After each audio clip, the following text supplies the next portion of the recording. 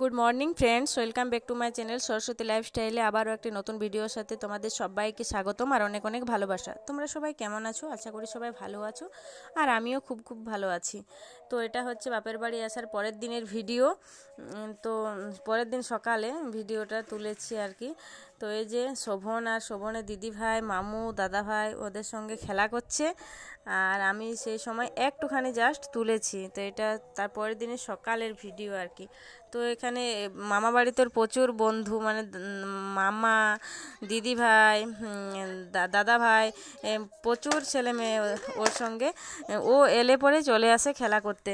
তো এই যে প্রতিদিনের মতো আজকেও চলে এসছে খেলা করতে, ওদের সঙ্গে খেলা করছে।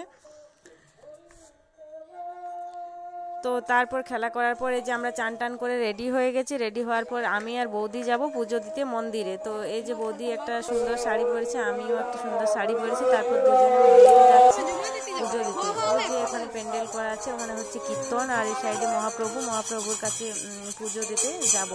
এই যে কাকিমাগুলো সব দাঁড়িয়ে আছে এখানে। কাকিমাগুলো আর কি সবাই পুজো দিতে এসছে। ব্রাহ্মণ পুজো করছে।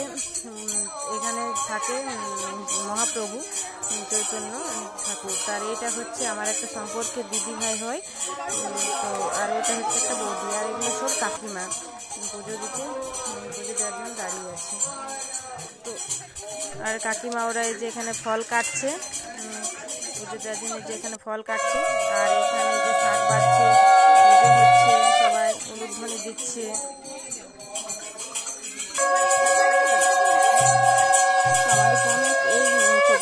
আর কালী পুজো এই দুটোই জাঁকজমক করে হয়। তো এবছর অতটা ভালো জাঁকজমক হয়নি, তো হয়েছে। তো এবছর যেহেতু সেই ঠাকুর নামছে লক্ষ্মী ঠাকুর, এই জন্য অনেকে আসেনি। তারপরে এই যে পুজো টুজো দিয়ে আমরা বাড়ি চলে এসেছি।